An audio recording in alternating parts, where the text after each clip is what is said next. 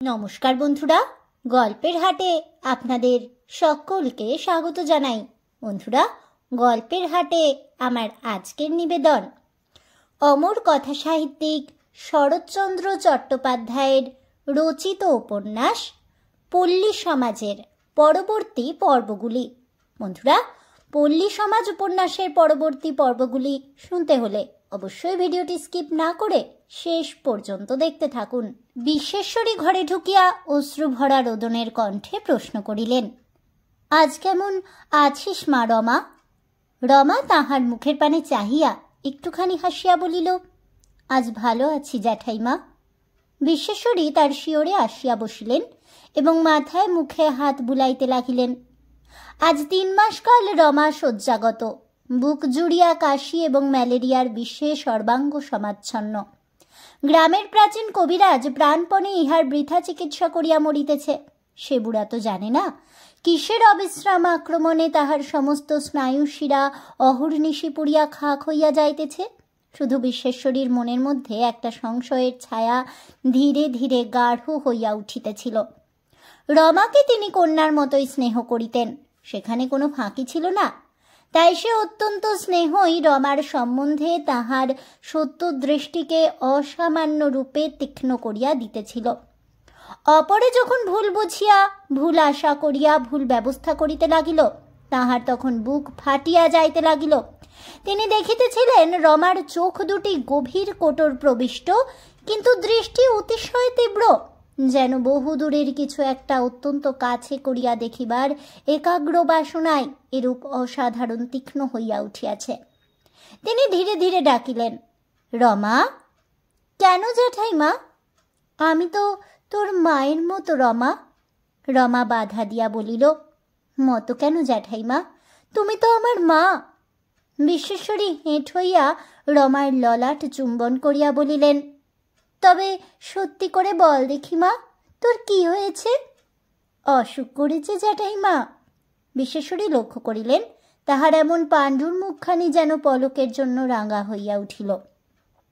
তখন গভীর স্নেহে তাহার রুক্ষ চুলগুলি একবার নাড়িয়া দিয়া কহিলেন, সে তো এই দুটো চামড়ার চোখেই দেখতে পাই মা, যা এতে ধরা যায় না। তেমন যদি কিছু থাকে এ সময় মায়ের কাছে লুকোস নে রমা, লুকোলে তো অসুখ সারবে না মা। জানালার বাইরে প্রভাত রৌদ্র তখনও প্রখর হইয়া উঠে নাই এবং মৃদুমন্দ বাতাসে শীতের আভাস দিতেছিল। সেই দিকে চাহিয়া রমা চুপ করিয়া রহিল। খানিক পরে কহিল, বরদা কেমন আছেন জ্যাঠাইমা? বিশ্বেশ্বরী বলিলেন, ভালো আছে। মাথায় ঘা সারতে এখনো বিলম্ব হবে বটে, কিন্তু 5-6 দিনের মধ্যে হাসপাতাল থেকে বাড়ি আসতে পারবে। রমার মুখে বেদনার চিহ্ন অনুভব করিয়া বলিলেন, দুঃখ করো না মা, এই তার প্রয়োজন ছিল, এতে তার ভালোই হবে। বলিয়া তিনি রমার মুখে বিস্ময়ের আভাস অনুভব করিয়া কহিলেন, ভাবছ মা হয়ে সন্তানের এত বড় দুর্ঘটনায় এমন কথা কি করে বলছি? কিন্তু তোমাকে সত্যি বলছি মা, এতে আমি ব্যথা বেশি পেয়েছি কি আনন্দ বেশি পেয়েছি তা আমি বলতে পারি নে। কেননা আমি জানি যারা অধর্মকে ভয় করে না, লজ্জার ভয় যাদের নেই, প্রাণের ভয়টা যদি না তাদের তেমনি বেশি থাকে, তাহলে সংসার ছাড়খাড় হয়ে যায়। তাই কেবলই মনে হয় রমা, এই কলুর ছেলে বেনির যে মঙ্গল করে দিয়ে গেল, পৃথিবীতে কোনো আত্মীয় বন্ধুই ওর সে ভালো করে পারত না। কয়লাকে ধুয়ে তার রং বদলানো যায় না মা, তাকে আগুনে পোড়াতে হয়। রমা জিজ্ঞাসা করিল, বাড়িতে তখন কি কেউ ছিল না? বিশ্বেশ্বরী কহিলেন, থাকবে না কেন, সবাই ছিল, কিন্তু সে তো খামোকা মেরে বসেনি। নিজে জেলে যাবে বলে ঠিক করে তবে তেল বেচতে এসেছিল। তার নিজের রাগ একটুও ছিল না মা, তাই তার বাঁকের এক ঘায়েই বেনি যখন অজ্ঞান হয়ে পড়ে গেল, তখন চুপ করে দাঁড়িয়ে রইল, আর আঘাত করলে না। তাছাড়া সে বলে গেছে, এরপরেও বেনি সাবধান না হলে সে নিজে আর কখনো ফিরুক না ফিরুক, এই মারই তার শেষ মার নয়। রমা আস্তে আস্তে বলিল, তার মানে আরও লোক পিছনে আছে? কিন্তু আমাদের দেশে ছোট লোকদের এত সাহস তো কোনোদিন ছিল না জ্যাঠাইমা, কোথা থেকে তারা এ সাহস পেলে? বিশেশ্বরী মৃদু হাসিয়া কহিলেন, সে কি তুই নিজে জানিস নে মা? কে দেশের এই ছোট লোকদের বুক এমন করে ভরে দিয়ে গেছে? আগুন জ্বলে উঠে শুধু শুধু নেবে না রমা, তাকে জোর করে নেবালেও সে আশেপাশের জিনিস তাতিয়ে দিয়ে যায়। সে আমার ফিরে এসে দীর্ঘজীবী হয়ে যেখানে খুশি সেখানে থাক। বেনির কথা মনে করে আমি কোনোদিন দীর্ঘশ্বাস ফেলব না। কিন্তু বলা সত্ত্বেও বিশ্বেশ্বরী যে জোর করিয়াই একটা নিঃশ্বাস চাপিয়া ফেলিলেন তাহা রমা টের পাইল। তাই তাহার হাতখানি বুকের উপর টানিয়া লইয়া স্থির হইয়া রহিল। একটুখানি সামলাইয়া লইয়া বিশ্বেশ্বরী পুনশ্চ কহিলেন, রমা, এক সন্তান যে কি সে শুধু মাই জানে। বেনিকে যখন তারা অচৈতন্য অবস্থায় ধরাধরি করে পালকিতে তুলে হাসপাতালে নিয়ে গেল, তখন যে আমার কি হয়েছিল সে আমি তোমাকে বোঝাতে পারবো না। কিন্তু তবুও আমি কারুকে একটা অভিসম্পাত বা কোনো লোককে আমি দোষ দিতে পর্যন্ত পারিনি। এই কথা তো ভুলতে পারিনি মা, যে এক সন্তান বলে ধর্মের শাসন তো মায়ের মুখ চেয়ে চুপ করে থাকবে না।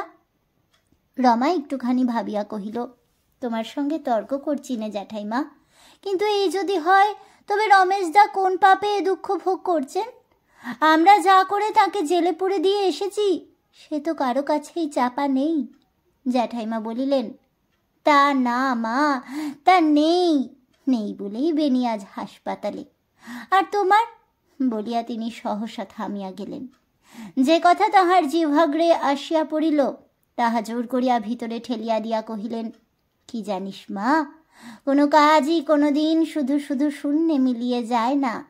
তার শক্তি কোথাও না কোথাও গিয়ে কাজ করেই, কিন্তু কি করে করে তা সকল সময় ধরা পড়ে না বলেই আজ পর্যন্ত এই সমস্যার মীমাংসা হতে পারল না।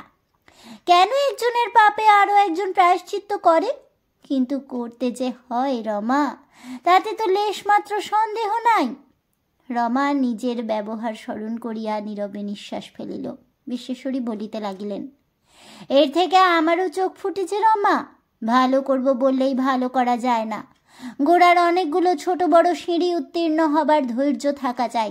একদিন রমেশ হতাশ হয়ে আমাকে বলতে এসেছিল, জ্যাঠাইমা, আমার কাজ নেই এদের ভালো করে, আমি যেখান থেকে চলে এসেছি সেইখানেই চলে যাই। তখন আমি বাধা দিয়ে বলেছিলাম, না রমেশ, কাজ যদি শুরু করেছিস বাবা, তবে ছেড়ে দিয়ে পালাস নে। আমার কথা সে তো কখনো ঠেলতে পারে না। তাই যেদিন তার জেলের হুকুম শুনতে পেলাম সেদিন মনে হলো ঠিক যেন আমি তাকে ধরে বেঁধে এই শাস্তি দিলাম।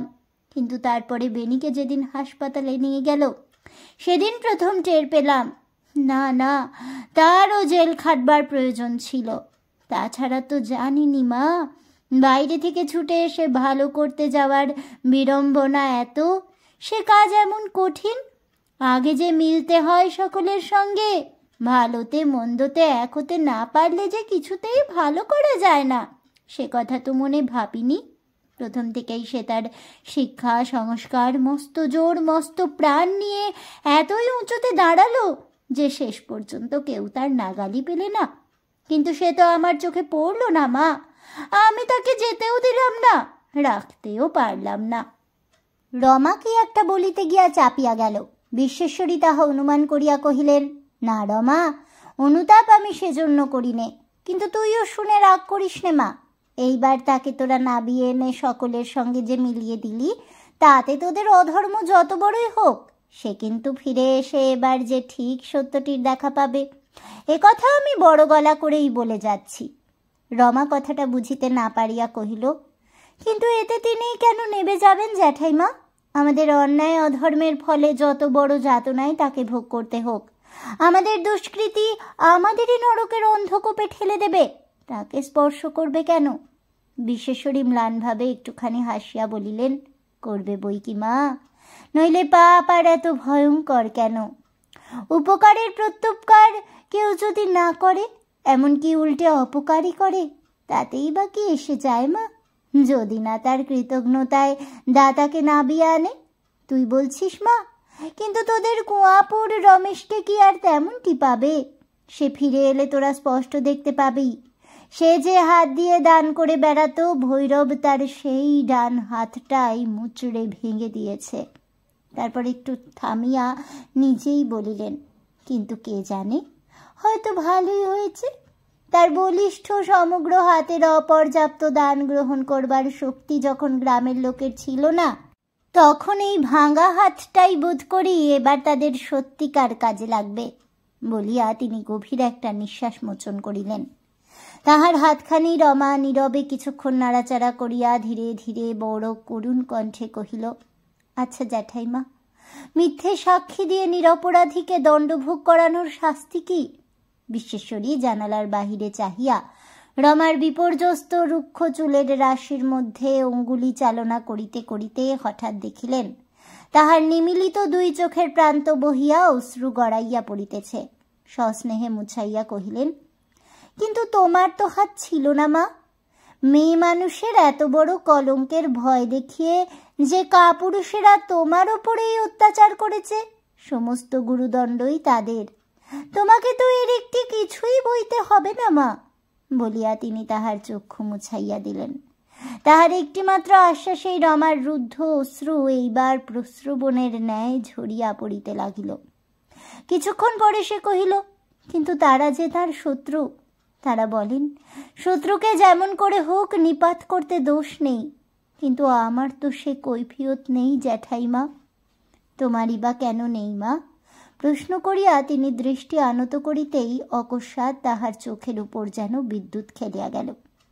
যে সংশয় মুখ ঢাকিয়া একদিন তার মনের মধ্যে অকারণে আনাগোনা করিয়া বেড়াইত, সে যেন তাহার মুখোশ ফেলিয়া দিয়া একেবারে সোজা হইয়া মুখোমুখি দাঁড়াইল। আজ তাহাকে চিনিতে পারিয়া ক্ষণকালের জন্য বিশ্বেশ্বরী বেদনায় বিস্ময়ে স্তম্ভিত হইয়া গেলেন। রমার হৃদয়ের কথা আর তাহার অগোচর রহিল না। রমা চোখ বুঝিয়াছিল, বিশ্বেশ্বরীর মুখের ভাব দেখিতে পাইল না। ডাকিল, জ্যাঠাইমা। জ্যাঠাইমা চকিত হইয়া তাহার মাথাটা একটুখানি নাড়িয়া দিয়া সাড়া দিলেন। রমা কহিল, একটা কথা আজ তোমার কাছে স্বীকার করব জ্যাঠাইমা। পীরপুরের জাফর আলীর বাড়িতে সন্ধ্যার পর গ্রামের ছেলেরা জড়ো হয়ে রমেশদার কথা মতো সৎ আলোচনাই করত। বদমাইশের দল বলে তাদের পুলিশে ধরিয়ে দেবার একটা মতলব চলছিল। আমি লোক পাঠিয়ে তাদের সাবধান করে দিয়েছি, কারণ পুলিশ তো এই চায়, একবার তাদের হাতে পেলে তো আর রক্ষা রাখত না। শুনিয়া বিশ্বেশ্বরী শিহরিয়া উঠিলেন। বলিস কি রে, নিজের গ্রামের মধ্যে পুলিশের এই উৎপাত বেনি মিছে করে ডেকে আনতে চেয়েছিল? রমা কহিল, আমার মনে হয় বরদার এই শাস্তি তারই ফল। আমাকে মাফ করতে পারবে জ্যাঠাইমা? বিশ্বেশ্বরী হেঁট হইয়া নীরবে রমার ললাট চুম্বন করিলেন। বলিলেন, তার মা হয়ে এ যদি না আমি মাপ করতে পারি, কে পারবে রমা? আমি আশীর্বাদ করি, এর পুরস্কার ভগবান তোমাকে যেন দেন। রমা হাত দিয়া চোখ মুছিয়া ফেলিয়া কহিল, আমার এই একটা সান্ত্বনা জ্যাঠাইমা। তিনি ফিরে এসে দেখবেন তার সুখের ক্ষেত্র প্রস্তুত হয়ে আছে। যা তিনি চেয়েছিলেন, তার সেই দেশের চাষাভূষারা এবার ঘুম ভেঙে উঠে বসেছে, তাকে চিনেছে, তাকে ভালোবেসেছে। এই ভালোবাসার আনন্দে তিনি আমার অপরাধ কি ভুলতে পারবেন না জ্যাঠাইমা? বিশ্বেশ্বরী কথা বলিতে পারিলেন না, শুধু তাহার চোখ হইতে এক ফোঁটা অশ্রু গড়াইয়া রমার কপালের উপর পড়িল। তারপর বহুক্ষণ পর্যন্ত উভয়ে স্তব্ধ হইয়া রহিলেন। রমা ডাকিল, জ্যাঠাইমা। বিশ্বেশ্বরী বলিলেন, কেন মা? রমা কহিল, শুধু একটা জায়গায় আমরা দূরে যেতে পারিনি, তোমাকে আমরা দুজনেই ভালোবেসেছিলাম। বিশ্বেশ্বরী আবার নত হইয়া তাহার ললাট চুম্বন করিলেন। রমা কহিল, সেই জোরেই আমি একটা দাবি তোমার কাছে রেখে যাব। আমি যখন আর থাকব না, তখনও আমাকে যদি তিনি ক্ষমা করতে না পারেন, শুধু এই কথাটি আমার হয়ে তাকে বলো জ্যাঠাইমা। যত মন্দ বলে আমাকে তিনি জানতেন, তত মন্দ আমি ছিলাম না। আর যত দুঃখ তাকে দিয়েছি, তার অনেক বেশি দুঃখ যে আমিও পেয়েছি। তোমার মুখের এই কথাটি হয়তো তিনি অবিশ্বাস করবেন না। বিশ্বেশ্বরী উপর হইয়া পড়িয়া বুক দিয়া রমাকে চাপিয়া ধরিয়া কাঁদিয়া ফেলিলেন। বলিলেন, চল মা, আমরা কোনো তীর্থে গিয়ে থাকি, যেখানে বেনি নেই, রমেশ নেই, যেখানে চোখ তুললেই ভগবানের মন্দিরের চূড়া চোখে পড়ে, সেখানেই যাই। আমি সব বুঝতে পেরেছি রমা, যদি যাবার দিন তোর এগিয়ে এসে থাকে মা, তবে এ বিষ বুকে পুড়ে জ্বলে পুড়ে সেখানে গেলে তো চলবে না। আমরা বামুনের মেয়ে, সেখানে যাবার দিনটিতে আমাদের তার মতোই গিয়ে উপস্থিত হতে হবে। রমা অনেকক্ষণ চুপ করিয়া পড়িয়া থাকিয়া একটা উচ্ছ্বসিত দীর্ঘশ্বাস আয়ত্ত করিতে করিতে শুধু কহিল, আমিও তেমনি করেই যেতে চাই জ্যাঠাইমা। কারাপ্রাচীরের বাহিরে যে তাহার সমস্ত দুঃখ ভগবান এমন করিয়া সার্থক করিয়া দিবার আয়োজন করিয়া রাখিয়াছিলেন, বোধ করি উন্মত্ত বিকারেও ইহা রমেশের আশা করা সম্ভবপর ছিল না। 6 মাস সশ্রম কারাবাসের পর মুক্তিলাভ করিয়া সে জেলের বাহিরে পা দিয়াই দেখিল অচিন্তনীয় ব্যাপার। স্বয়ং বেণী ঘোষাল মাথায় চাদর জড়াইয়া সর্বাগ্রে দণ্ডায়মান, তাহার পশ্চাতে উভয় বিদ্যালয়ের মাস্টার, পণ্ডিত ও ছাত্রের দল, কয়েকজন হিন্দু মুসলমান প্রজা। বেণী সজরে আলিঙ্গন করিয়া কাঁদো কাঁদো গলায় কহিল, রমেশ ভাই রে, নারীর টান যে এমন টান, এবার তা টের পেয়েছি। যদু মুখুজ্জের মেয়ে যে আচার্যি হারামজাদাকে হাত ধরে এমন শত্রুতা করবে, লজ্জা শরমের মাথা খেয়ে নিজে এসে মিথ্যে সাক্ষী দিয়ে এত দুঃখ দেবে, সে কথা জেনেও যে আমি তখন জানতে চাইনি। ভগবান তার শাস্তি আমাকে ভালো মতোই দিয়েছেন। জেলের মধ্যে তুই বরং ছিলি ভালো রমেশ, বাইরে এই 6টা মাস আমি যে তুষের আগুনে জ্বলে পুড়ে গেছি। রমেশ কি করিবে কি বলিবে ভাবিয়া না পাইয়া হতবুদ্ধি হইয়া চাহিয়া রহিল। হেডমাস্টার পাড়ুই মহাশয় একেবারে ভুলুণ্ঠিত হইয়া রমেশের পায়ের ধুলা মাথায় লইলেন। তাহার পিছনের দলটি তখন অগ্রসর হইয়া কেহ আশীর্বাদ, কেহ সেলাম, কেহ প্রণাম করিবার ঘটায় সমস্ত পথটা যেন চষিয়া ফেলিতে লাগিল। বেণীর কান্না আর মানিল না। অশ্রু গদগদ কণ্ঠে কহিল, দাদার ওপর অভিমান রাখিস নে ভাই, বাড়ি চল। মা কেঁদে কেঁদে 2 চক্ষু অন্ধ করবার জোগাড় করেছেন। ঘোড়ার গাড়ি দাঁড়াইয়াছিল। রমেশ বিনা বাক্য ব্যয়ে তাহাতে চড়িয়া বসিল। বেণী সম্মুখের আসনে স্থান গ্রহণ করিয়া মাথার চাদর খুলিয়া ফেলিল। ঘা শুকাইয়া গেলেও আঘাতের চিহ্ন জাজল্যমান। বেণী একটি দীর্ঘ নিঃশ্বাস ফেলিয়া ডান হাত উল্টাইয়া কহিল, কাকে আর দোষ দেব ভাই, আমার নিজের কর্মফল, আমারই পাপের শাস্তি, কিন্তু সে আর শুনে কি হবে বলিয়া মুখের উপর গভীর বেদনার আভাস ফুটাইয়া চুপ করিয়া রহিল। তাহার নিজের মুখের এই সরল স্বীকারোক্তিতে রমেশের চিত্ত আর্দ্র হইয়া গেল। সে মনে করিল কিছু একটা হইয়াছেই, তাই সে কথা শুনিবার জন্য আর পীড়াপিড়ি করিল না। কিন্তু বেণী যে জন্য এই ভূমিকাটি করিল তাহা ফাঁসিয়া যাইতেছে দেখিয়া সে নিজেই মনে মনে ছটফট করিতে লাগিল। মিনিট 2 নিঃশব্দে কাটার পরে সে আবার একটা নিঃশ্বাসের দ্বারা রমেশের মনোযোগ আকর্ষণ করিয়া ধীরে ধীরে কহিল, আমার এই একটা জন্মগত দোষ যে কিছুতেই মনে এক মুখে আরেক করতে পারিনে। মনের ভাব আর 5 জনের মতো ঢেকে রাখতে পারিনে বলে কত শাস্তি যে ভোগ করতে হয়, কিন্তু তবু তো আমার চৈতন্য হলো না। রমেশ চুপ করিয়া শুনিতেছে দেখিয়া বেণী কণ্ঠস্বর আরো মৃদু ও গম্ভীর করিয়া কহিতে লাগিল, আমাদের দোষের মধ্যে সেদিন মনের কষ্ট আর চাপতে না পেরে কাঁদতে কাঁদতে বলে ফেলেছিলাম, রমা, আমরা তোর এমন কি অপরাধ করেছিলাম যে এই সর্বনাশ আমাদের করলি? জেল হয়েছে শুনলে যে মা একেবারে প্রাণ বিসর্জন করবেন। আমরা ভাই ভাই বিষয় নিয়ে ঝগড়া করি, যা করি, কিন্তু তবু তো সে আমার ভাই। তুই একটি আঘাতে আমার ভাইকে মারলি, মাকে মারলি, কিন্তু নির্দোষীর ভগবান আছেন বলিয়া সে গাড়ির বাইরে আকাশের পানে চাহিয়া আরো একবার যেন নালিশ জানাইল। রমেশ যদিও এ অভিযোগ যোগ দিল না, কিন্তু মন দিয়া শুনিতে লাগিল। বেণী একটু থামিয়া কহিল, রমেশ, রমার সে উগ্রমূর্তি মনে হলে এখনো হৃৎকম্প হয়। দাঁতে দাঁত ঘষে বললে, রমেশের বাপ আমার বাপকে জেলে দিতে যায়নি, পারলে ছেড়ে দিত বুঝি? মেয়ে মানুষের এত দর্প সহ্য হলো না রমেশ। আমিও রেগে বলে ফেললাম, আচ্ছা ফিরে আসুক সে, তারপরে এর বিচার হবে। এতক্ষণ পর্যন্ত রমেশ বেণীর কথাগুলো মনের মধ্যে ঠিকমতো গ্রহণ করিতে পারিতেছিল না। কবে তাহার পিতা রমার পিতাকে জেলে দিবার আয়োজন করিয়াছিলেন তাহা সে জানে না, কিন্তু ঠিক এই কথাটি সে দেশে পা দিয়াই রমার মাসির মুখে শুনিয়াছিল তাহার মনে পড়িল। তখন পরের ঘটনা শুনিবার জন্য সে উৎকণ্ঠ হইয়া উঠিল। বেনি তাহা লক্ষ্য করিয়া কহিল, খুন করা তার অভ্যাস আছে তো?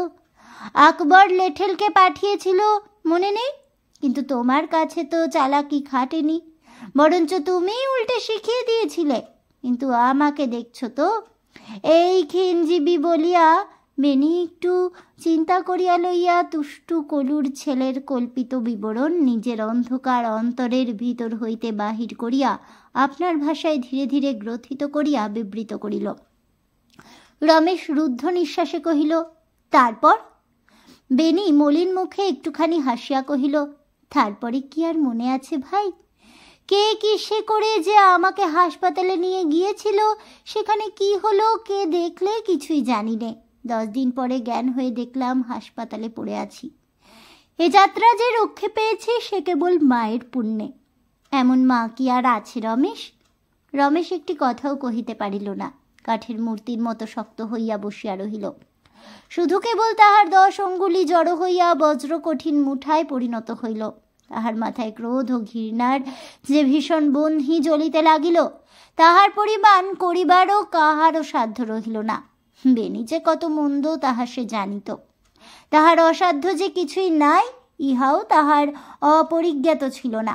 কিন্তু সংসারে কোনো মানুষই যে এত অসত্য, এমন অসংকোচে এরূপ অনর্গল উচ্চারণ করিয়া যাইতে পারে, তাহা কল্পনা করিবার মতো অভিজ্ঞতা তাহার ছিল না। তাই রমার সমস্ত অপরাধী সত্য বলিয়া বিশ্বাস করিল। সে দেশে ফিরিয়া আসায় গ্রামময় যেন একটা উৎসব বাঁধিয়া গেল। প্রতিদিন সকালে, দুপুরে এবং রাত্রি পর্যন্ত এত জনসমাগম, এত কথা, এত আত্মীয়তার ছোড়াছড়ি পড়িয়া গেল যে কারাবাসের যেটুকু গ্লানি তাহার মধ্যে অবশিষ্ট ছিল, দেখিতে দেখিতে তাহা উবিয়া গেল। তাহার অবর্তমানে গ্রামের মধ্যে যে খুব বড় একটা সামাজিক স্রোত ফিরিয়া গিয়াছে তাহাতে কোনো সংশয় নাই। কিন্তু এই কয়টা মাসের মধ্যেই এত বড় পরিবর্তন কেমন করিয়া সম্ভব হইল, তাহা ভাবিতে গিয়া তাহার চোখে জল পড়িল। বেনির প্রতিকূলতায় যে শক্তি পদে পদে প্রতিহত হইয়া কাজ করিতে পারিতেছিল না, অথচ সঞ্চিত হইতেছিল, তাহাই এখন তাহার অনুকূলতায় দ্বিগুণ বেগে প্রবাহিত হইয়াছে। বেনিকে সে আজ আরও একটু ভালো করিয়া চিনিল। এই লোকটাকে এরূপ অনিষ্টকারী জানিয়াও সমস্ত গ্রামের লোক যে তাহার কত দূর বাধ্য, তাহা আজ সে যেমন দেখিতে পাইল, এমন কোনো দিন নয়। ইহারই বিরোধ হইতে পরিত্রাণ পাইয়া রমেশ মনে মনে হাঁপ ছাড়িয়া বাঁচিল। শুধু তাই নয়, রমেশের উপর অন্যায় অত্যাচারের জন্য গ্রামের সকলেই মর্মাহত, সে কথা একে একে সবাই তাহাকে জানাইয়া গিয়াছে। ইহাদের সমবেত সহানুভূতি লাভ করিয়া এবং বেনিকে সপক্ষে পাইয়া আনন্দ উৎসাহের হৃদয় তাহার বিস্ফারিত হইয়া উঠিল। 6 মাস পূর্বে যে সকল কাজ আরম্ভ করিয়াই তাহাকে ত্যাগ করিয়া যাইতে হইয়াছিল, আবার পূর্ণোদ্যমে তাহাতে লাগিয়া পড়িবে সংকল্প করিয়া রমেশ কিছুদিনের জন্য নিজেও এই সকল আমোদ আহ্লাদে গা ঢালিয়া দিয়া সর্বত্র ছোট বড় সকল বাড়িতে সকলের কাছে সকল বিষয়ের খোঁজখবর লইয়া সময় কাটাইতে লাগিল। শুধু একটা বিষয় হইতে সে সর্বপ্রযত্নে নিজেকে পৃথক করিয়া রাখিতেছিল, তাহা রমার প্রসঙ্গ। সে পীড়িত তাহা পথে শুনিয়াছিল, কিন্তু সে পীড়া যে এখন কোথায় উপস্থিত হইয়াছিল তাহার কোনো সংবাদ গ্রহণ করিতে চাহে নাই। তাহার সমস্ত সম্বন্ধ হইতে আপনাকে সে চিরদিনের মতো বিচ্ছিন্ন করিয়া লইয়াছে, ইহাই তাহার ধারণা। গ্রামে আসিয়াই মুখে মুখে শুনিয়াছিল, শুধু একা রমাই যে তাহার সমস্ত দুঃখের মূল তাহা সবাই জানে। সুতরাং এইখানে বেনি যে মিথ্যা কথা কহে নাই তাহাতে আর সন্দেহ রহিল না। দিন 5-6 পরে বেনি আসিয়া রমেশকে চাপিয়া ধরিল। বীরপুরের একটা বড় বিষয়ের অংশ বিভাগ লইয়া বহুদিন হইতে রমার সহিত তাহার প্রচ্ছন্ন মনোবিবাদ ছিল। এই সুযোগে সেটা হস্তগত করিয়া লওয়া তাহার উদ্দেশ্য। বেনি বাহিরে যাই বলুক, সে মনে মনে রমাকে ভয় করিত। এখন সে শয্যাগত, মামলা মোকদ্দমা করিতে পারিবে না। উপরন্তু তাহাদের মুসলমান প্রজারাও রমেশের কথা ঠেলিতে পারিবে না। পরে যাই হোক, আপাতত বেদখল করিবার এমন অবসর আর মিলিবে না বলিয়া সে একেবারে জিদ ধরিয়া বসিল। রমেশ আশ্চর্য হইয়া অস্বীকার করিতেই বেনি বহু প্রকারের যুক্তি প্রয়োগ করিয়া শেষে কহিল, হবে না কেন? বাগে পেয়ে সে কবে তোমাকে রেয়াত করেছে যে তার অসুখের কথা তুমি ভাবতে যাচ্ছ? তোমাকে যখন সে জেলে দিয়েছিল তখন তোমার অসুখী বা কোনো কম ছিল ভাই? কথাটা সত্য, রমেশ অস্বীকার করিতে পারিল না। তবু কেন যে তাহার মন কিছুতেই তাহার বিপক্ষতা করিতে চাহিল না, বেণীর সহস্র কটু উত্তেজনা সত্ত্বেও রমার অসহায় পীড়িত অবস্থা মনে করিতেই তাহার সমস্ত বিরুদ্ধ শক্তি সংকুচিত হইয়া বিন্দুবৎ হইয়া গেল।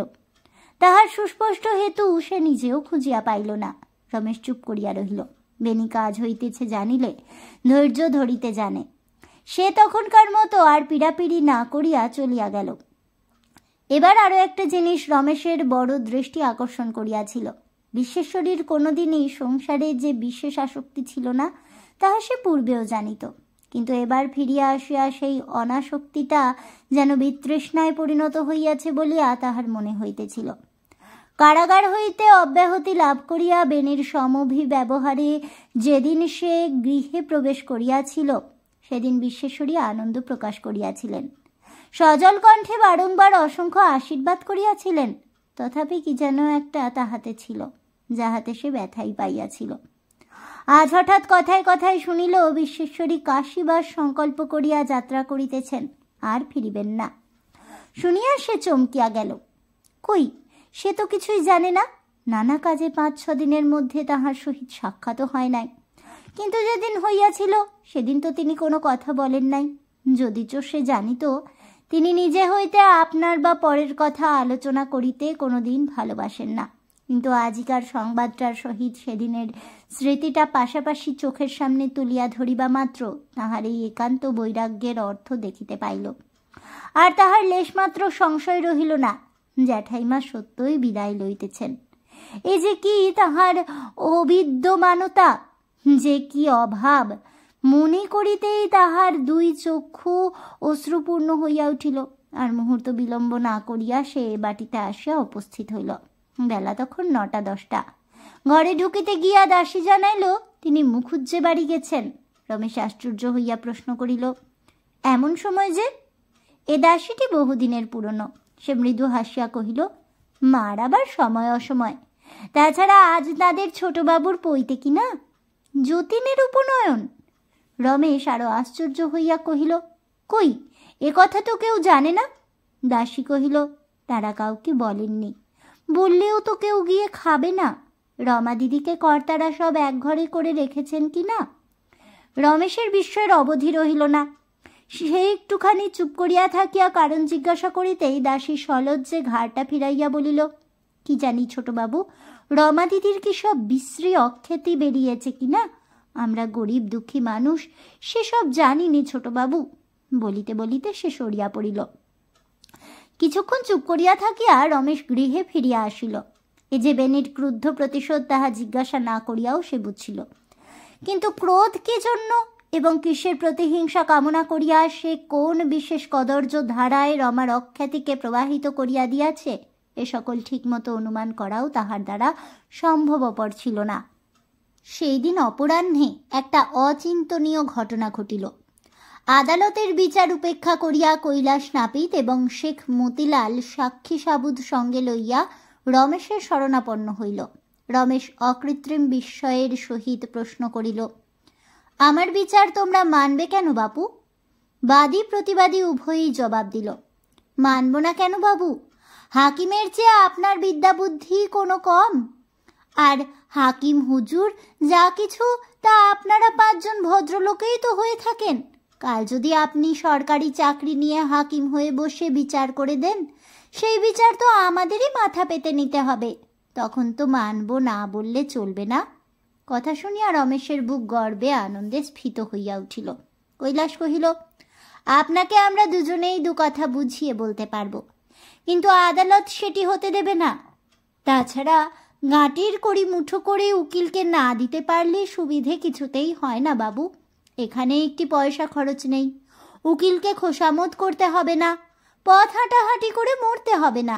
না বাবু, আপনি যা হুকুম করবেন, ভালো হোক মন্দ হোক, আমরা তাতেই রাজি হয়ে আপনার পায়ের ধুলো মাথায় নিয়ে ঘরে ফিরে যাব। ভগবান সুবুদ্ধি দিলেন, আমরা দুজনে তাই আদালত থেকে ফিরে এসে আপনার চরণেই শরণ নিলাম। একটা ছোট নালা লইয়া উভয়ের বিবাদ। দলিলপত্র সামান্য যাহা কিছু ছিল রমেশের হাতে দিয়া কাল সকালে আসিবে বলিয়া উভয়ে লোকজন লইয়া প্রস্থান করিবার পর রমেশ স্থির হইয়া বসিয়া রহিল। ইহা তাহার কল্পনার অতীত। সুদূর ভবিষ্যতেও সে কখনো এত বড় আশা মনে ঠাঁই দেয় নাই। তাহার মীমাংসা ইহারা পরে গ্রহণ করুক বা না করুক, কিন্তু আজ যে ইহারা সরকারি আদালতের বাহিরে বিবাদ নিষ্পত্তি করিবার অভিপ্রায়ে পথ হইতে ফিরিয়া তাহার কাছে উপস্থিত হইয়াছে, ইহাই তাহার বুক ভরিয়া আনন্দ স্রোত ছুটাইয়া দিল। যদিও বেশি কিছু নয়, সামান্য দুইজন গ্রামবাসীর অতি তুচ্ছ বিবাদের কথা, কিন্তু এই তুচ্ছ কথার সূত্র ধরিয়াই তাহার চিত্তের মাঝে অনন্ত সম্ভাবনার আকাশ কুসুম ফুটিয়া উঠিতে লাগিল। তাহার এই দুর্ভাগিনী জন্মভূমির জন্য ভবিষ্যতে সে কি না করতে পারবে, তাহার কোথাও কোনো হিসেব নিকেশ কুল কিনারা রহিল না। বাহিরে বসন্ত জ্যোৎস্নায় আকাশ ভাসিয়া যাইতেছিল, সেদিকে চাহিয়া হঠাৎ তাহার রমাকে মনে পড়িল। অন্য কোনো দিন হইলে সঙ্গে সঙ্গেই তাহার সর্বাঙ্গ জ্বালা করিয়া উঠিত, কিন্তু আজ জ্বালা করা তো দূরের কথা, কোথাও সে এক বিন্দু উত্তাপের অস্বস্তিও অনুভব করিল না। মনে মনে একটু হাসিয়া তাহাকে উদ্দেশ্য করিয়া কহিল, তোমার হাত দিয়ে ভগবান আমাকে এমন সার্থক করে তুলবেন, তোমার বিষ আমার অদৃষ্টে এমন অমৃত হয়ে উঠবে, এ যদি তুমি জানতে রমা, বোধ করি কখনো আমাকে জেলে দিতে চাইতে না। কে গা? আমি রাধা, ছোটবাবু। রমা দিদি অতি অবিশ্বাসী করে একবার দেখা দিতে বলছেন। রমা সাক্ষাৎ করিবার জন্য দাসী পাঠাইয়া দিয়াছে। রমেশ অবাক হইয়া রহিল। আজ এ কোন নষ্টবুদ্ধি দেবতা তাহার সহিত সকল প্রকারের অনাসৃষ্টি কৌতুক করিতেছেন? দাসী কহিল, একবার দয়া করে যদি ছোটবাবু। দাসী কহিল, একবার দয়া করে যদি ছোটবাবু। কোথায় তিনি? ঘরে শুয়ে আছেন। একটু থামিয়া কহিল, কাল তো আর সময় হয়ে উঠবে না, তাই এখন যদি একবার। আচ্ছা চলো যাই, বলিয়া রমেশ উঠিয়া দাঁড়াইল। ডাকিতে পাঠাইয়া দিয়া রমেশ এক প্রকার সচকিত অবস্থায় বিছানায় পড়িয়াছিল। দাসীর নির্দেশ মতো রমেশ ঘরে ঢুকিয়া একটা চৌকি টানিয়া লইয়া বসিতেই সে শুদ্ধমাত্র যেন মনির জোরেই নিজেকে টানিয়া আনিয়া রমেশের পদপ্রান্তে নিক্ষেপ করিল। ঘরের এক কোণে মিটমিট করিয়া একটা প্রদীপ জ্বলিতেছিল, তাহারই মৃদু আলোকে রমেশ অস্পষ্ট আকারে রমার যতটুকু দেখিতে পাইল, তাহাতে তাহার শারীরিক অবস্থার কিছু জানিতে পারিল না। এইমাত্র পথে আসিতে আসিতে যে রকম সংকল্প মনে মনে ঠিক করিয়াছিল, রমার সম্মুখে বসিয়া তাহার আগাগোড়াই বেঠিক হইয়া গেল। একটুখানি চুপ করিয়া থাকিয়া সে কোমল স্বরে জিজ্ঞাসা করিল, এখন কেমন আছো রানী? রমা তাহার পায়ের গোড়া হইতে একটুখানি সরিয়া বসিয়া কহিল, আমাকে আপনি রমা বলেই ডাকবেন। রমেশের পিঠে কে যেন চাবুকের ঘা মারিল। সে এক মুহূর্তেই কঠিন হইয়া কহিল, বেশ তাই। শুনেছিলাম তুমি অসুস্থ ছিলে, এখন কেমন আছো তাই জিজ্ঞেস করছিলাম। নইলে নাম যাই হোক, সে ধরে ডাকবার আমার ইচ্ছেও নেই, আবশ্যকও হবে না। রমা সমস্ত বুঝিল। একটুখানি স্থির থাকিয়াও ধীরে ধীরে কহিল, এখন আমি ভালো আছি। তারপরে কহিল, আমি ডেকে পাঠিয়েছি বলে আপনি হয়তো খুব আশ্চর্য হয়েছেন, কিন্তু রমেশ কথার মাঝখানেই তীব্র স্বরে বলিয়া উঠিল, না হইনি। তোমার কোনো কাজে আশ্চর্য হবার দিন আমার কেটে গেছে, কিন্তু ডেকে পাঠিয়েছ কেন? কথাটা রমার বুকে যে কত বড় শৈলাঘাত করিল তা রমেশ জানিতে পারিল না। সে মৌন নতমুখে কিছুক্ষণ বসিয়া থাকিয়া বলিল, রমেশদা, আজ দুটি কাজের জন্যে তোমাকে কষ্ট দিয়ে ডেকে এনেছি। আমি তোমার কাছে কত অপরাধ যে করেছি সে তো আমি জানি, কিন্তু তবু আমি নিশ্চয়ই জানতাম তুমি আসবে আর আমার এই শেষ অনুরোধ অস্বীকার করবে না। অশ্রুভারে সহসা তাহার স্বরভঙ্গ হইয়া গেল। তাহা এতই স্পষ্ট যে রমেশ টের পাইল এবং চোখের নিমেষে তাহার পূর্ব স্নেহ আলোড়িত হইয়া উঠিল। এত আঘাত প্রতিঘাতেও সে স্নেহ যে আজিও মরে নাই, শুধু নির্জীব অচৈতন্যের মতো পড়িয়াছিল মাত্র, তাহা নিশ্চিত অনুভব করিয়া সে নিজেও আজ বিস্মিত হইয়া গেল। ক্ষণকাল চুপ করিয়া থাকিয়া শেষে কহিল, কি তোমার অনুরোধ? রমা চকিতের মতো মুখ তুলিয়াই আবার অবনত করিল। কহিল, যে বিষয়টা বরদা তোমার সাহায্যে দখল করতে চাচ্ছেন সেটা আমার নিজের, অর্থাৎ আমার 15 আনা, তোমাদের 1 আনা, সেইটাই আমি তোমাকে দিয়ে যেতে চাই। রমেশ পুনর্বার উষ্ণ হইয়া উঠিল। কহিল, তোমার ভয় নেই? আমি চুরি করতে পূর্বেও কখনো কাউকে সাহায্য করিনি, এখনো করব না। আর যদি দান করতেই চাও তার জন্যে অন্য লোক আছে, আমি দান গ্রহণ করি নে। পূর্বে হইলে রমা তৎক্ষণাৎ বলিয়া উঠিত, মুখুজ্জেদের দান গ্রহণ করায় ঘোষালদের অপমান হয় না। আজ কিন্তু এ কথা তাহার মুখ দিয়া বাহির হইল না। সে বিনীতভাবে কহিল, আমি জানি রমেশদা, তুমি চুরি করতে সাহায্য করবে না, আর নিলেও যে তুমি নিজের জন্য নেবে না সেও আমি জানি, কিন্তু তা তো নয়। দোষ করলে শাস্তি হয়। আমি যত অপরাধ করেছি এটা তারই জরিমানা বলে কেন গ্রহণ করো না? রমেশ ক্ষণকাল মৌন থাকিয়া কহিল, তোমার দ্বিতীয় অনুরোধ?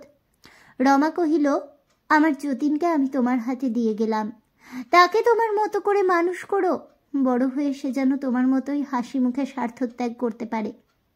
রমেশের চিত্তের সমস্ত কঠোরতা বিগলিত হইয়া গেল। রমা আঁচল দিয়া চোখ মুছিয়া কহিল, এ আমার চোখে দেখে যাবার সময় হবে না, কিন্তু আমি নিশ্চয়ই জানি যতীনের দেহে তার পূর্বপুরুষের রক্ত আছে। ত্যাগ করবার যে শক্তি তার অস্থিমজ্জায় মিশিয়া আছে, সেখানে হয়তো একদিন সেও তোমার মতোই মাথা উঁচু করে দাঁড়াবে। রমেশ তৎক্ষণাৎ তাহার কোনো উত্তর দিল না। জানালার বাহিরে জ্যোৎস্না প্লাবিত আকাশের পানে চাহিয়া রহিল। তাহার মনের ভিতরটা এমন একটা ব্যথায় ভরিয়া উঠিতেছিল, যাহার সহিত কোনোদিন তাহার পরিচয় ঘটে নাই। বহুক্ষণ নিঃশব্দে কাটার পরে রমেশ মুখ ফিরাইয়া কহিল, দেখো, এ সকলের মধ্যে আর আমাকে টেনো না। আমি অনেক দুঃখ কষ্টের পর একটুখানি আলোর শিখা জ্বালতে পেরেছি, তাই আমার কেবল ভয় হচ্ছে পাছে একটুতেই তা নিবে যায়। রমা কহিল, আর ভয় নেই রমেশদা, তোমার এই আলো আর নিববে না। জ্যাঠাইমা বলছিলেন তুমি দূর থেকে এসে বড় উঁচুতে বসে কাজ করতে চেয়েছিলে বলেই এত বাধা বিঘ্ন পেয়েছ। আমরা নিজেদের দুর্গতির ভারে তোমাকে নাবিয়ে এনে এখন ঠিক জায়গাটিতেই প্রতিষ্ঠিত করে দিয়েছি। এখন তুমি আমাদের মধ্যে এসে দাঁড়িয়েছ বলেই তোমার ভয় হচ্ছে। আগে হলে এই আশঙ্কা তোমার মনেও ঠাঁই পেত না। তখন তুমি গ্রাম্য সমাজের অতীত ছিলে, আজ তুমি তারই একজন হয়েছ। তাই এ আলো তোমার ম্লান হবে না, এখন প্রতিদিনই উজ্জ্বল হয়ে উঠবে। সহসা জ্যাঠাইমার নামে রমেশ উদ্দীপ্ত হইয়া উঠিল। কহিল, ঠিক জানো কি রমা, আমার এই দ্বীপের শিখাটুকু আর নিবে যাবে না। রমা দৃঢ় কণ্ঠে কহিল, ঠিক জানি, যিনি সব জানেন সেই জ্যাঠাইমার কথা। এ কাজ তোমারই। আমার যতীনকে তুমি হাতে তুলে নিয়ে আমার সকল অপরাধ ক্ষমা করে আজ আশীর্বাদ করে আমাকে বিদায় দাও রমেশদা, আমি যেন নিশ্চিন্ত হয়ে যেতে পারি। বজ্রগর্ভ মেঘের মতো রমেশের বুকের ভিতরটা ক্ষণে ক্ষণে চমকিয়া উঠিতে লাগিল, কিন্তু সে মাথা হেঁট করিয়া স্তব্ধ হইয়া বসিয়া রহিল। রমা কহিল, আমার আর একটি কথা তোমাকে রাখতে হবে, বলো রাখবে? রমেশ মৃদু কণ্ঠে কহিল, কি কথা? রমা বলিল, আমার কথা নিয়ে বরদার সঙ্গে তুমি কোনোদিন ঝগড়া করো না।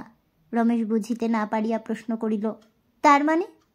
রমা কহিল, মানে যদি কখনো শুনতে পাও, সেদিন শুধু এই কথাটি মনে করো, আমি কেমন করে নিঃশব্দে সহ্য করে চলে গেছি, একটি কথারও প্রতিবাদ করিনি।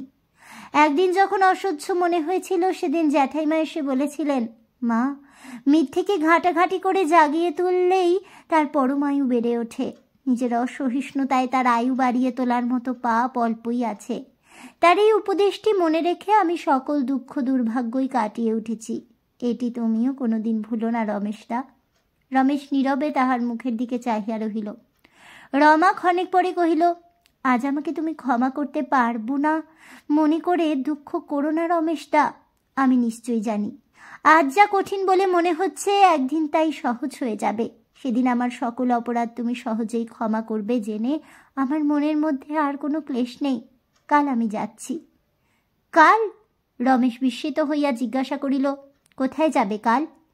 রমা কহিল, জ্যাঠাইমা যেখানে নিয়ে যাবেন আমি সেখানেই যাব। রমেশ কহিল, কিন্তু তিনি তো আর ফিরে আসবেন না শুনছি। রমা ধীরে ধীরে বলিল, আমিও না, আমিও তোমাদের পায়ে জন্মের মতো বিদায় নিচ্ছি। এই বলিয়া সে হেঁট হইয়া মাটিতে মাথা ঠেকাইল। রমেশ মুহূর্তকাল চিন্তা করিয়া দীর্ঘ নিঃশ্বাস ফেলিয়া দাঁড়াইয়া কহিল, আচ্ছা যাও, কিন্তু কেন বিদায় চাইছ সেও কি জানতে পারবো না? রমা মৌন হইয়া রহিল। রমেশ পুনরায় কহিল, কেন যে তোমার সমস্ত কথাই লুকিয়ে রেখে চলে গেলে সে তুমিই জানো, কিন্তু আমিও কায় মনে ভগবানের কাছে প্রার্থনা করি একদিন যেন তোমাকে সর্বান্তকরণেই ক্ষমা করতে পারি।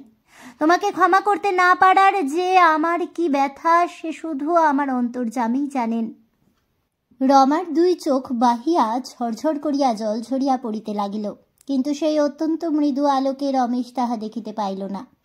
রমা নিঃশব্দে দূর হইতে তাহাকে আরও একবার প্রণাম করিল এবং পরক্ষণেই রমেশ ঘর হইতে বাহির হইয়া গেল। পথে চলিতে চলিতে তাহার মনে হইল তাহার ভবিষ্যৎ, তাহার সমস্ত কাজকর্মের উৎসাহ যেন এক নিমেষে এই জ্যোৎস্নার মতোই অস্পষ্ট ছায়াময় হইয়া গেছে। পরদিন সকালবেলায় রমেশ এ বাড়িতে আসিয়া যখন উপস্থিত হইল, তখন বিশ্বেশ্বরী যাত্রা করিয়া পালকিতে প্রবেশ করিয়াছেন।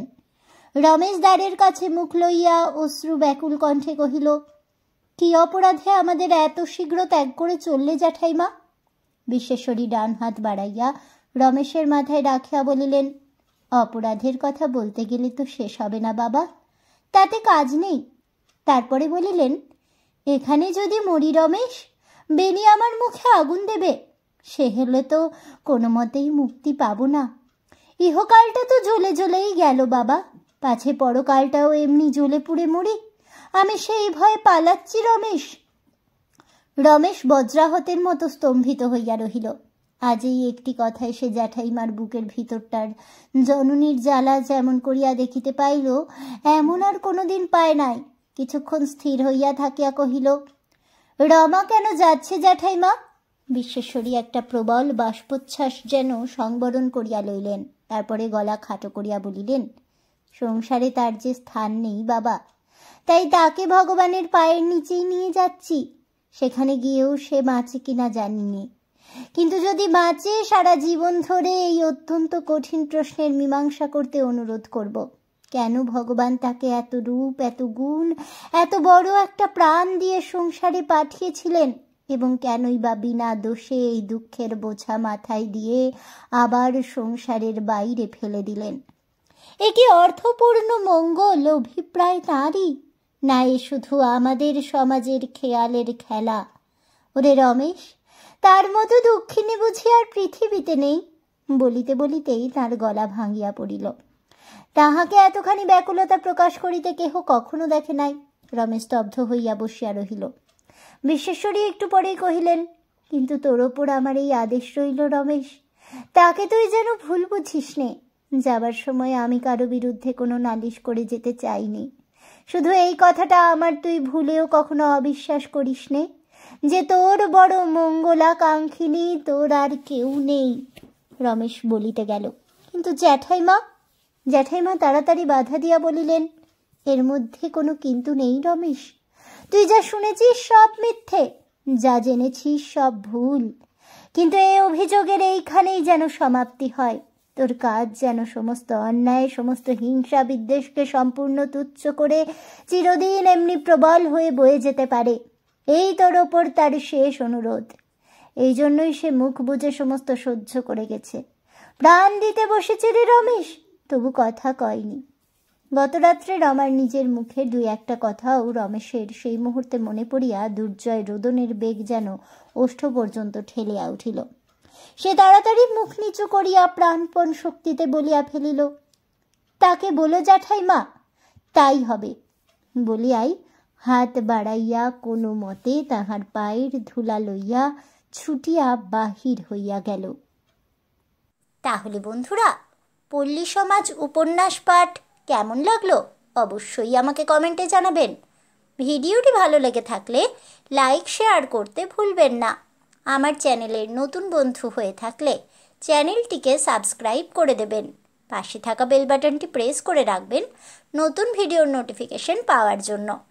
ফিরে আসবো পরবর্তী গল্প নিয়ে। ততক্ষণ সবাই ভালো থাকুন, সুস্থ থাকুন, আর অবশ্যই সঙ্গে থাকুন আর দেখতে থাকুন গল্পের হাট।